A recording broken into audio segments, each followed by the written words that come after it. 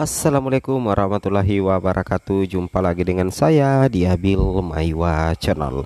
Jadi teman-teman, channel ini merupakan channel pendidikan tempat kita berbagi tentang aplikasi pendidikan, Microsoft Office, serta tips dan triks komputer. Jadi pada video kali ini teman-teman ya, kembali lagi admin akan mencoba mengupdate ya informasi terbaru seputar perkembangan P3K dan perkembangan PMM di tahun 2024 ini. Yang mana di sini kita bahas ya, kira-kira bagaimana nasib guru senior. Tanda kutipnya di sini saya berikan tanda kutip sedikit ya, dalam artian guru senior ini adalah guru senior berusia 50 tahun ke atas tapi kurang menguasai IT, teman-teman. Bagaimana kira-kira adaptasinya di kinerja PMM, tetapi mereka ini itu berkinerja baik, sudah lama mengabdi untuk mencerdaskan kehidupan bangsa dan negara, tetapi kesulitan beradaptasi di kinerja PMM. Kenapa admin berani membuat konten ini? Karena berdasarkan survei dari PGRI sendiri, teman-teman ya, ada 5 poin yang mereka pernah katakan. Kemudian yang kedua, berdasarkan komentar-komentar di kolom komentar di channel ini, kebanyakan guru-guru menginginkan agar PMM itu dihapuskan. Seperti itu kira-kira teman-teman ya. Itu dua hal yang melatar belakangi konten ini jadi seperti itu ya. Tetapi tidak semuanya guru senior ya tidak tahu IT. Ada sebagian yang bisa, ada sebagian juga yang masih kurang, tapi masih dalam proses belajar.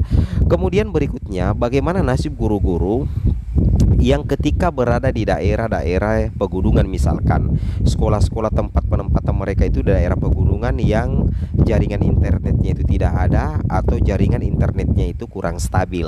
Tentunya kinerja PMM-nya ini bakalan terbengkalai. Atau ketika mereka ke kota untuk mencari jaringan, otomatis siswa di belakang itu ketinggalan pelajaran loh teman-teman ya.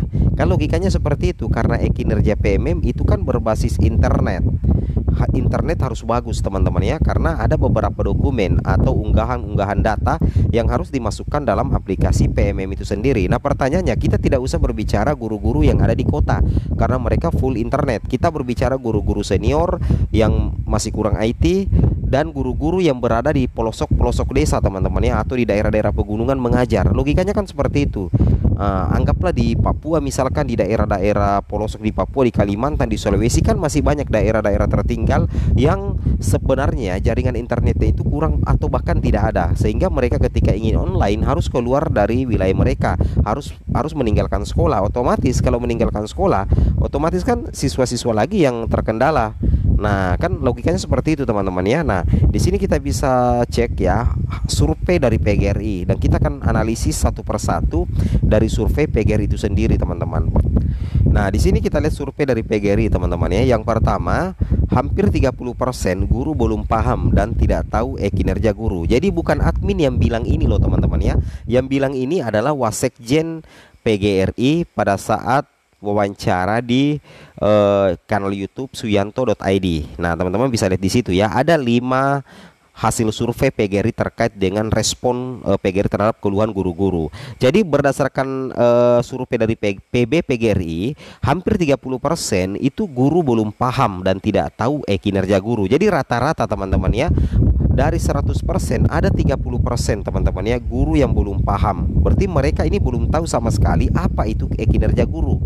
Nah, lain lagi ceritanya kalau misalkan guru ini sebenarnya paham kinerja tetapi berada di daerah-daerah yang tidak ada jaringan internet, itu menimbulkan masalah baru juga sih teman-teman ya. Itu menimbulkan masalah baru. Nah, kalau misalkan 30% guru belum paham dan tidak tahu kinerja guru, nah kira-kira apa yang akan terjadi dengan pengulang kinerja guru tersebut? Bisa jadi mereka akan meminta bantuan orang lain.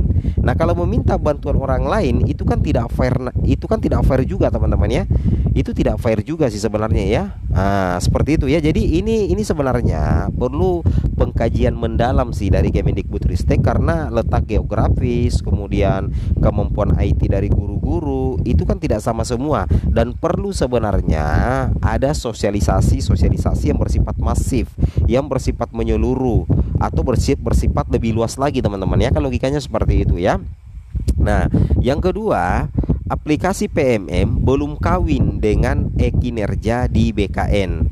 Nah, bisa jadi ada beberapa data yang ada di e-kinerja BKN itu tidak selaras dengan data yang ada di PMM, yang otomatis nanti di sini akan terjadi tabrakan atau miskomunikasi data, teman-teman ya. Kalau logikanya seperti itu ya. Ini mungkin yang dipahami oleh PB PGRI berdasarkan hasil surveinya ini. Kemudian yang ketiga, ada sosialisasi tapi hanya online terbatas. Ya betul sekali ya.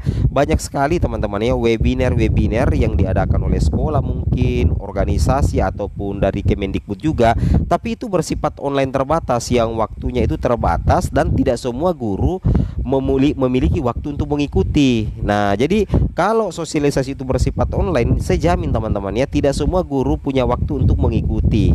Karena bisa jadi sosialisasinya jam 8 pagi, jam 10 malam misalkan, guru-guru sudah pada istirahat atau guru-guru sementara melaksanakan kegiatan-kegiatan yang lain. Nah, bagusnya sosialisasi itu bersifat offline dan waktunya agak panjang supaya guru-guru bisa lebih paham. Kemudian yang keempat, hampir 25% menyampaikan tidak ada sosialisasi. Jadi ada 25% guru di Indonesia menyampaikan ya bahwasanya tidak ada sosialisasi kinerja PMM. Nah, ini yang bahaya. Jadi ada sekitar 25% guru, teman-teman. Ini banyak loh, teman-teman ya. Kalau dikatakan 25%, ada 25% guru yang menyatakan tidak menyampaikan tidak ada sosialisasi. Ini yang harus dikaji ulang juga oleh pemerintah berdasarkan hasil survei dari PB PGRI.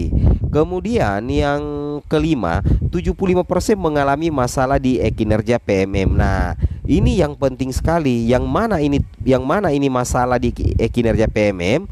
Bisa jadi kalau menurut saya pribadi, kalau 75% ini itu adalah masalah belum tahu ya, belum tahu. Yang kedua itu masalah IT, teman-teman ya, masalah komputer. Yang ketiga kemungkinan ini terkait dengan masalah jaringan internet. Nah, jadi itu faktor-faktor yang bisa menimbulkan masalah yang ada di kinerja PMM.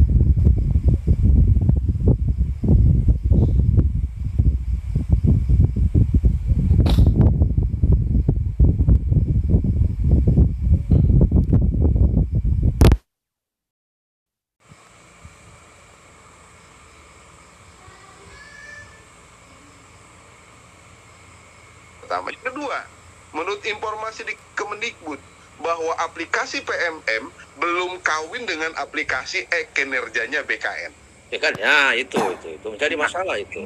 Apa yang terjadi? Kinerja berbasis PMM dikerjakan oleh guru, kinerja yang dari BKN dikerjakan, karena yang paling penting itu adalah kinerja dari BKN yang terkoneksi. Karena ini ya, karena itu kan akan menentukan nasib tunjangan. Kalau BKN kan karena berlaku umum untuk ASN, tentu saja berkepentingan untuk membuat itu terjadi, Pak Dudung ya. Ini persoalan, Prof. Jadi dua hal dikerjakan, padahal ini belum kawin secara aplikasi, karena menurut teori teknologi, aplikasi yang dibuat dengan cara yang berbeda itu sulit dikawinkan. Nah, ini yang pertama. Sosialisasi, Prof. Sosialisasi hampir nih rata-rata jawabnya para guru ada sosialisasi tapi hanya online terbatas tuh ya. Kemudian hampir 25% menjawab tidak ada sosialisasi. Ini saya hanya menyampaikan cepat saja karena waktunya sangat terbatas. Apakah nih yang paling penting, apakah implementasi kinerja berbasis PMM mengalami masalah? Jawabannya adalah 75% mengalami. Ini penting.